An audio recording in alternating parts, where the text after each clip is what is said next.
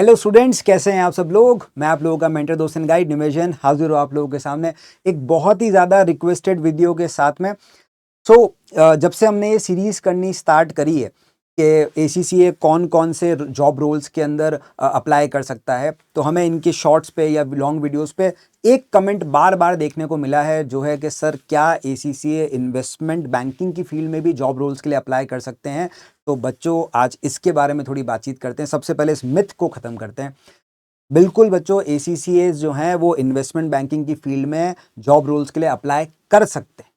तो सबसे पहले तो स्टार्ट करते हैं इसी बात से कि जो मिथ बना हुआ है मार्केट में, ये बिल्कुल गलत है। ACCs are eligible for investment banking roles. हाँ, कौन से रोल्स के लिए आप अप्लाई कर सकते हो, कौन कौन से अलग अलग इन्वेस्टमेंट बैंकिंग के रोल्स होते हैं, क्योंकि कितनी बार तो बच्चों को यही पता नहीं होता कि इन्वेस्टमेंट बैंकिंग का मतलब क्या है या उसमें कौन कौन से अलग टाइप के रोल्स होते हैं। अपने दिमाग में इन्वेस्टमेंट बैंकिंग सुनते से एक fix set of job roles आ जाते हैं, तो वैसा नहीं है। इन्वेस्टमेंट बैंकिंग एक बहुत ही वास्ट फील्ड है, उसमें कौन कौन से जॉब रोल्स के लिए आप एलिजिबल हो। और ये अगर मैं कह रहा हूं कि एसीसीए एलिजिबल है, तो क्यों एलिजिबल है, सबसे पहले उसके बारे में बात करेंगे। क्योंकि सबसे ज्यादा इंपॉर्टेंट यही है जानना कि जो मिथ क्रिएट किया जा रहा है ये गलत है। एसीसीएस आर एलिजिबल क्योंकि उनके पास में वो सारी नॉलेज होती है जो एक इन्वेस्टमेंट बैंकिंग रोल के लिए रिक्वायर्ड होती है। तो वो कौन कौन सी नॉलेज है, कैसे आप गेन करते हो, और मैं क्यों इतना कॉन्फिडेंटली कह रहा हूं कि एसीसीएस इन्वेस्टमेंट बैंकर्स की तरह काम कर सकते हैं या उन जॉब रोल्स के लिए जो इन्वेस्टमेंट बैंकिंग के सेक्टर में मिलती है उनके लिए अप्लाई कर सकते हैं। आज आपको फैक्ट्स के साथ में उनको क्लियर करते हैं। तो सबसे पहले बातचीत इसी चीज पर कि क्या एसीसीए एक स्ट्रैटेजिक फिट है, कि are ACCA strategic fit for investment banking. तो बताइए, बिल्कुल होती है सब। ठीक है, आप एसीसीएस को प्रोफेशनल अकाउंटेंट्स कहते हो। यार, अकाउंटिंग की जो जरूरत है या प्रोफेशनल अकाउंटिंग जो है वो तो बैकबोन होती है किसी भी तरीके के इन्वेस्टमेंट बैंकिंग डिसीजन को लेकर के। आप मर्जर्स एंड एक्विजिशन की बात करोगे तो वहां पे आपको अकाउंट्स वगैरह के बारे में देखना पड़ेगा। आप किसी कंपनी के लिए टारगेट एक्विजिशन, कोई कंपनी एक्वायर करनी है तो उसके लिए आप टारगेट कंपनीज फाइंड कर रहे हो, उसके लिए आप फाइनेंशियल्स को स्टडी करोगे। कंपनी इक्विटी इशू लाना चाहती है तो वैल्यूएशन के लिए फाइनेंशियल्स को स्टडी करना पड़ेगा। कंपनी डेट इशू लाना चाहती है उसके लिए आपको फाइनेंशियल स्टडी करना पड़ेंगे। कंपनी को फाइनेंस की जरूरत है, आप उनके लिए कॉर्पोरेट रिस्ट्रक्चरिंग या फाइनेंस रिस्ट्रक्चरिंग वगैरह करवा रहे हो या फाइनेंस नेगोशिएशंस करवा रहे हो, उसके लिए आपको अकाउंट्स वगैरह की जरूरत पड़ेगी। तो यस, एसीसीएस आर स्ट्रैटेजिक फिट क्योंकि हम एक प्रोफेशनल अकाउंटेंट्स होते हैं और हमारे बिना ये सारा काम नहीं हो सकता। प्लस हम एक और सब्जेक्ट पढ़ते हैं जो हमारे को इन्वेस्टमेंट बैंकिंग रूल की लगभग सारी नॉलेज दे देता है। ठीक है, इसके बारे में बात करते हैं। सबसे पहला तो भाई, क्या वैल्यू ऐड करता है ACCA in the field of investment banking, या क्यों हम कहते हैं कि एसीसीए इन्वेस्टमेंट बैंकर बन सकता है। एज ए एसीसीए आप टेबल पर क्या वैल्यू लेकर के आते हो, क्या स्किल्स लेके आते हो। सबसे पहले आप प्रिसीजन रिपोर्टिंग स्किल्स लेके आते हो। आप एब्सोल्यूट मास्टर्स होते हो आईएफआरएस के, अकाउंटिंग स्टैंडर्ड्स के, अकाउंटिंग रिपोर्टिंग को लेकर के। तो आपसे बेटर ये चीजें कौन जानेगा। और आप फाइनेंशियल स्टेटमेंट को एनालाइज करना वगैरह सब सीखते हो भाई। एसबीएल, एसबीआर, सारे पेपर्स में आपसे बातचीत होती है, तो आपको कॉम्प्लेक्स फाइनेंशियल स्टेटमेंट का एनालिसिस आता है। आप आईएफआरएस के मास्टर्स हो, तो मर्जर्स एंड एक्विजिशन की फील्ड में आपकी जरूरत है। इक्विटी रिसर्च, बिजनेस रिसर्च की फील्ड में आपकी जरूरत है। वैल्यूएशन की फील्ड में आपकी जरूरत है, क्योंकि इन सब में अकाउंटिंग और आईएफआरएस की नॉलेज और कॉम्प्लेक्स फाइनेंशियल स्टेटमेंट्स का एनालिसिस की रिक्वायरमेंट होती है। तो आप उस फील्ड के लिए परफेक्ट बैठते हो, क्योंकि आपका एसबीआर, एसबीएल, इनका इन सब्जेक्ट्स की आपकी मास्टरी है। फिर आप एक सब्जेक्ट पढ़ते हो एएफएम। एएफएम का जो सब्जेक्ट है ना मेरे दोस्त, वो इन्वेस्टमेंट बैंकिंग की फील्ड की आपको ऑलमोस्ट सारी रिक्वायर्ड नॉलेज दे देता है, अप टू 70% तक की नॉलेज दे देता है। इसके बारे में भी अभी बात करेंगे। तो आपको डीप नॉलेज होती है of advance financial management, hedging, valuation, risk management, बाकी सारी चीजें। तो ये भी आपके लिए इंपॉर्टेंट है, क्योंकि इन्वेस्टमेंट बैंकर्स को यही नॉलेज की जरूरत होती है। फिर सबसे इंपॉर्टेंट हम कहते हैं, देखो जो कोई भी प्रोफेशनल इन्वेस्टमेंट बैंकिंग की फील्ड में कोई भी प्रोफेशनल अगर काम कर रहा है, आप उनसे बात करोगे तो इन्वेस्टमेंट बैंकिंग का जो पूरा बिजनेस है वो ट्रस्ट पे चलता है दोस्तों, वो एथिक्स पे चलता है। और आप अगर एसीसीए बने हो तो भले ही आपने ऑडिट का पेपर दिया है, नहीं दिया है, ट्रिपल ए का पेपर दिया है, नहीं दिया, उससे फर्क नहीं पड़ता, लेकिन आपने एथिक्स का मॉड्यूल जरूर पास करा है। वैसे एथिक्स के बारे में ऑडिट के पेपर में भी काफी बातचीत होती है, बट अगर वो नहीं भी पढ़ा किसी बच्चे ने, ट्रिपल ए का पेपर नहीं भी दिया किसी बच्चे ने, तो भी आपने एथिक्स का मॉड्यूल तो पास करा है। तो एथिक्स के बारे में आपको नॉलेज है, आप एथिकली काम करते हो। आपको बताया जाता है क्लास में भी, हम लोग कितनी बार बच्चों से बात करते हैं, ये कहते हैं कि एज अ प्रोफेशनल आपको हमेशा एथिकली काम करना है, और इन्वेस्टमेंट बैंकिंग की फील्ड में एथिक्स बहुत इंपॉर्टेंट होते हैं। तो professional ethics framework aligned with global banking revolution and commercial insight. आपके पेपर्स ही कुछ इस तरीके से डिज़ाइन किए जाते हैं जहाँ पर हम मैनेजमेंट अकाउंटिंग के एमए के पेपर से लेकर के लास्ट के एसबीएल के पेपर तक भी हमेशा बच्चों को ये कहते हैं कि आपको प्रैक्टिकल स्किल्स के ऊपर फोकस करना है। आपके पेपर भी कुछ इस तरीके से बनाए जा रहे हैं जहाँ पर प्रैक्टिकल स्किल्स पर ज़्यादा ध्यान दिया जा रहा है। तो आपके दिमाग में कैसे इन स्टेटमेंट्स को एनालाइज करना है, कैसे मार्केट की इनसाइट्स को इंकॉर्पोरेट करना है, कैसे रेशियोज वगैरह को समझना है, कैसे मार्केट कंडीशंस को बिजनेस पर उनका क्या इंपैक्ट पड़ता है, उन चीज़ों को समझना है। ये सब चीज़ें तो आपको सिखाई जाती है एफएम में, एएफएम में, मैनेजमेंट अकाउंटिंग में, एसबीएल, एसबीआर, सारे पेपर्स में। तो आपको मार्केट की, कमर्शियल मार्केट की, इकोनॉमिक्स की बहुत अच्छी नॉलेज है जो आपको एक कहते हैं कि कंप्लीट प्रोफेशनल बनाती है। तो एसीसीए ये सारी वैल्यूज लेकर के आता है और ये सारी वैल्यूज आपके इन्वेस्टमेंट बैंकिंग की फील्ड के लिए एक रिक्विजिट वैल्यूज की तरह देखी जाती है, रिक्विजिट नॉलेज की तरह देखी जाती है। फिर सबसे बड़ा हथियार जो हमारे पास में है वो है हमारा एडवांस फाइनेंशियल मैनेजमेंट का पेपर, एएफएम का पेपर।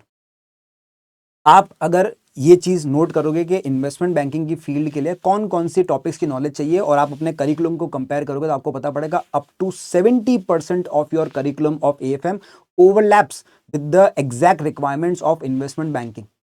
जो इन्वेस्टमेंट बैंक्स को नॉलेज की रिक्वायरमेंट है अपने एम्प्लॉइज में, उसका 70% तो आप ऑलरेडी एएफएम में सीख चुके हो, आप पढ़ चुके हो। तो कहते हैं भाई recent benchmark shows that approximately 70% of AFM curriculum directly overlaps with IB associate level requirement. IB मतलब इन्वेस्टमेंट बैंकिंग, शॉर्ट में आईबी कहते हैं। तो उनके जो एसोसिएट लेवल के जो जॉब्स है, जो जूनियर लेवल की जॉब्स है, जो स्टार्टिंग जॉब्स है, एंट्री लेवल जॉब्स है, उनके अंदर उनको जो नॉलेज की रिक्वायरमेंट है वो ऑलरेडी आप एएफएम में पढ़ चुके हो। Up to 70% of the knowledge आपके पास में ऑलरेडी है। तो इसका मतलब आप एक फिट एम्प्लॉय या कह लो स्ट्रेटेजिक फिट आपको हम कह सकते हैं। एक एसीसीए को एक इन्वेस्टमेंट बैंकिंग की फील्ड के एसोसिएट लेवल के एंट्री लेवल जॉब्स के लिए एक अप्रोप्रिएट फिट माना जा सकता है। अब ऑब्वियसली बात है कुछ स्किल गैप जरूर होते हैं, वो तो हर फील्ड के अंदर होंगे, उनको आपको ब्रिज करना है। दो चीजों पे आपको जरूर काम करना पड़ेगा। एक, आपको टेक्निकल स्किल्स पे फोकस करना है, एक्सेल सीखना है, डेटा एनालिटिक्स पे काम करना है दोस्तों, ठीक है। ये सबसे इंपॉर्टेंट स्किल्स रहेंगे दो आपके लिए, क्योंकि बाकी चीज़ें तो फिर भी आप मोटा मोटी एएफएम और एफएम जैसे सब्जेक्ट में सीख लोगे, बट दो चीज़ें ऐसी हैं जो आपको अलग से सीखनी पड़ेगी, financial modelling using Excel and data analytics. इन दो पे आप जरूर काम करो। ये दो टेक्निकल स्किल्स कोर स्किल होते हैं आज की तारीख में किसी भी इन्वेस्टमेंट बैंकिंग की फील्ड में, चाहे एंट्री लेवल जॉब हो, चाहे बैक ऑफिस जॉब हो, चाहे मिडिल ऑफिस जॉब हो, चाहे फ्रंट ऑफिस जॉब हो, सबके लिए। अब इसमें ये चीज़ भी इंपॉर्टेंट है, मैंने स्टार्टिंग में ही कहा था कि इन्वेस्टमेंट बैंकिंग में कोई एक टाइप की जॉब नहीं होती, मल्टीपल जॉब्स है। तो अभी मैं आपको वो भी बताऊंगा कि कौन कौन से टाइप की जॉब्स होती हैं और किन किन के लिए आप एलिजिबल हो, ठीक है। लेकिन उन सब के लिए टेक्निकल स्किल्स जरूर आपको डेवलप करने पड़ेंगे। उसमें फाइनेंशियल मॉडलिंग को सीखो, एक्सेल को अच्छे से मास्टर करो, डेटा एनालिटिक्स का एक अच्छा सर्टिफिकेशन लो, वो आपके जरूर काम। और एक चीज दोस्तों जो आपको सबसे ज्यादा काम करनी है अगर आप इन्वेस्टमेंट बैंकिंग की फील्ड में जाना चाहते हो, वो है मार्केट की रिसर्च करना स्टार्ट करो, मार्केट को समझना। अब मार्केट से मेरा मतलब स्टॉक मार्केट नहीं, हमेशा सिर्फ स्टॉक मार्केट नहीं, उसको भी समझना पड़ेगा, वो भी काम आता है, बट सिर्फ स्टॉक मार्केट नहीं कह रहा हूं मैं। यहाँ कह रहा हूं मैक्रो इकोनॉमिक पॉलिसीज को देखो, गवर्नमेंट पॉलिसीज को देखो, इकोनॉमी की स्टेट को समझो, इंडस्ट्री वाइड किस तरीके की डिमांड्स देखी जा रही है, कैसी जो चेंजेस हैं टेक्नोलॉजी में, कैसे इंडस्ट्री शिफ्ट हो रही है, स्पेशली बैंकिंग इंडस्ट्री में क्या क्या रेवोल्यूशंस आ रहे हैं, क्या न्यूज़ आ रही है, इन सब के बारे में आपको थोड़ा समझना पड़ेगा। बेसिकली अगर मैं एक चीज़ बोलूं तो अगर आप इन्वेस्टमेंट बैंकिंग की फील्ड में जाना चाहते हो दोस्तों, तो आपको अच्छी financial news, financial content, finance अपने इकोनॉमी रिलेटेड, इकोनॉमिक्स रिलेटेड जो भी डेटाज हैं उनको पढ़ना, उनको समझना, उनको उनके बारे में भले आपको लगता है कि आप वीडियोस देख के उनको समझना चाहते हो, न्यूज़ देख के समझना चाहते हो, लेकिन इस कंटेंट को आपको कंज्यूम करना स्टार्ट करना पड़ेगा, क्योंकि जितनी ज़्यादा आपको मार्केट की नॉलेज होगी उतने ही ज़्यादा आप बेटर रिसोर्स्ड एम्प्लॉय माने जाओगे। आप किसी भी फील्ड, जो बंदा इन्वेस्टमेंट बैंकिंग की फील्ड में काम कर रहा है उनसे कभी आप बात करके देखना, उनको मार्केट के बारे में ऐसी छोटी छोटी चीज़ें पता होती है जिसके बारे में कभी अपन सोचते ही नहीं है, ठीक है। कभी कभी मेरे जो फ्रेंड्स हैं जो मर्जर्स एंड इक्विजिशन के डिपार्टमेंट में काम कर रहे हैं, या इक्विटी रिसर्च में, बिजनेस रिसर्च के डिपार्टमेंट में काम कर रहे हैं इन्वेस्टमेंट बैंकिंग की फील्ड में अलग अलग जगह पर, उनसे जब मैं बात करता हूँ किसी पर्टिकुलर बिजनेस को लेकर बातचीत होती है तो वो इतनी माइन्यूट चीज़ें नोटिस करते हैं और उनके बारे में बात करते हैं जो एज अ नॉर्मल पर्सन मैं शायद सोचता नहीं हूँ। यही चीज़ उनको अलग बनाती है फ्रॉम अदर इंडिविजुअल्स। तो अगर आप भी इन्वेस्टमेंट बैंकिंग की फील्ड में जाना चाहते हो तो आपको डीप नॉलेज होनी चाहिए मार्केट को लेकर के, ठीक है। आपको अंडरस्टैंड करना पड़ेगा कैसे मैक्रो इकोनॉमिक इकोनॉमिक फैक्टर्स हैं, ट्रेंड्स क्या चल रहे हैं, monetary policy, sector specific catalyst, market conditions, इन सब की न्यूज़ को कंज्यूम करना स्टार्ट करो। ये आपको बहुत ज़्यादा हेल्प करेगी, क्योंकि आपसे इन्वेस्टमेंट बैंकिंग में आपका क्लाइंट यही एडवाइस मांगेगा कि फ्यूचर बताओ क्या होने वाला है, हम एक 15 साल का बिजनेस प्लान बना रहे हैं फ्यूचर का, उसमें आप बताओ किस तरीके से हमें कौन से प्रोडक्ट्स पे ध्यान देना चाहिए, कौन से मार्केट्स पे ध्यान देना चाहिए। ये सब भी इन्वेस्टमेंट बैंकर्स का ही एक फील्ड होता है, कंसल्टेंसी का फील्ड होता है। तो ये सारी चीज़ें समझने के लिए आपको मार्केट को समझना स्टार्ट करना होगा, फाइनेंशियल कंटेंट को, फाइनेंशियल न्यूज़ को कंज्यूम करना स्टार्ट करना पड़ेगा। ठीक है साहब, ये 2 चीज़ों पे अब आपको काम करना है अलग से, अपार्ट फ्रॉम योर एसीसी। अब आप कौन कौन सी ऐसी जॉब्स हैं जिन पे आप अप्लाई कर सकते हो? तो हम कहते हैं बेसिकली अगर मैं इन्वेस्टमेंट बैंकिंग की इंडस्ट्री को डिवाइड करूं तो मैं 3 सेक्टर में डिवाइड कर सकता हूं। एक होती है कुछ फ्रंट ऑफिस जॉब जो डायरेक्टली क्लाइंट फेसिंग होती है, इनको अपन क्लाइंट फेसिंग जॉब्स भी कह सकते हैं।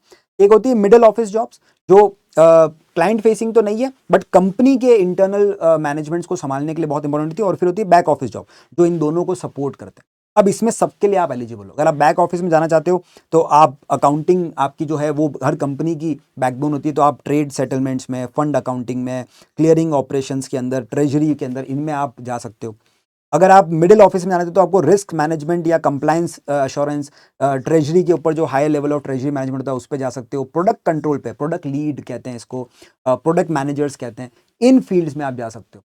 अगर आपका AAA का सब्जेक्ट आपने पढ़ा हुआ है तो आप रिस्क एंड अश्योरेंस के अंदर जा सकते हो। वो भी इन्वेस्टमेंट, क्योंकि जितने भी इन्वेस्टमेंट बैंक है देखो वो एट द एंड बैंक्स है, उनको इंटरनल कंट्रोल्स बहुत अच्छे रखने पड़ते हैं, क्योंकि जितने ज़्यादा उनके इंटरनल कंट्रोल्स अच्छे होंगे उतना ही ज़्यादा उनके कस्टमर्स उन पर ट्रस्ट करेंगे, क्योंकि वो लोगों का करोड़ों करोड़ रुपए या अरबों रुपए मैनेज कर रहे हैं, ट्रिलियंस ऑफ डॉलर्स को वो मैनेज कर रहे हैं। तो उनको अपने इंटरनल कंट्रोल्स अच्छे रखने पड़ते हैं। तो वहाँ पर इन्वेस्टमेंट बैंकिंग में कंप्लायंस का भी बहुत इंपॉर्टेंट, रिस्क असेसमेंट का भी बहुत इंपॉर्टेंट रोल होता है। तो AAA के थ्रू और AFM अगर आपने साथ में पेपर दिए तो उनके थ्रू भी आप इन रोल्स पे जा सकते हो और आपको बहुत अच्छे रोल्स यहाँ पे देखने को मिलेंगे। रिस्क अश्योरेंस, रिस्क कंप्लायंस के अंदर तो आपको ACCA के लिए आज की तारीख में भी आप अगर ACCA की ग्लोबल जॉब वाली वेबसाइट पे जाओगे तो आपको बहुत सारी लिस्टिंग्स मिल जाएगी इसी रिस्क कंप्लायंस के फील्ड के ऊपर। फंड अकाउंटिंग भी एक और चीज़ है जहाँ पर आपको बहुत ज़्यादा जॉब्स देखने को मिलेगी आज की तारीख में। इसके बाद में अगर फ्रंट ऑफिस जॉब्स की बात करें तो मर्जर्स एंड एक्विजिशंस या इक्विटी मार्केट रिसर्च जिसे अपन कहते हैं, जिसमें आप कंपनीज को नए IPOs लाने में हेल्प करते हो या नए टारगेट कंपनीज को एक्वायर करने में या इक्विटी वैल्यूएशन में हेल्प करते हो। वैसे डेट कैपिटल मार्केट्स में डेट इशू, बॉन्ड इशू लाने पर या उनके वैल्यूएशन निकालने पर या डेट रीस्ट्रक्चरिंग, कैपिटल रीस्ट्रक्चरिंग, ये सारी जो जॉब्स होती है उनमें आप काम कर सकते हो। या डायरेक्ट ट्रेडिंग में भी जा सकते हो, ठीक है, for fund houses, for mutual funds वगैरह, वो भी इन्वेस्टमेंट बैंकिंग का ही पार्ट होता है, ठीक है, प्राइवेट इक्विटी फंड्स वगैरह के लिए। तो ये सब के लिए आप एलिजिबल हो, इन सारी जॉब्स के लिए एलिजिबल हो। अब ये डिपेंड करेगा आपको कि आपने कौन से कॉम्बिनेशन ऑफ पेपर्स लिए प्लस आपके उसमें कौन से स्किल्स हैं साथ में, ठीक है, उनके थ्रू आप अप्लाई कर सकते हो अलग अलग कॉम्बिनेशन ऑफ जॉब्स में, लेकिन इन सब के लिए आप एलिजिबल तो हो सब, ठीक है जी। अब कोई अगर पर्सन स्टार्ट करना चाहता है अपनी इन्वेस्टमेंट बैंक की जर्नी, तो सर कैसे स्टार्ट करें, तो उसको थोड़ा मैं अगर डिवाइड करूं तो आप स्टार्ट कर सकते हो बाय बिल्डिंग योर फाउंडेशन। सबसे पहले आप अपनी ACCA कंप्लीट करो और फिर छोटे इन्वेस्टमेंट बैंक्स या बिग फोर्स के अंदर जो कॉर्पोरेट एडवाइजरी डिपार्टमेंट से, रिस्क अश्योरेंस वाले जो डिपार्टमेंट से, मर्जर्स एंड एक्विजिशंस के डिपार्टमेंट है, जो ट्रांसफर प्राइसिंग को लेकर के बात करते हैं, इक्विटी रिसर्च को लेकर के बात करते हैं, कॉर्पोरेट एडवाइजरीज में बात करते हैं, उन डिपार्टमेंट्स में आप काम स्टार्ट कर सकते हो।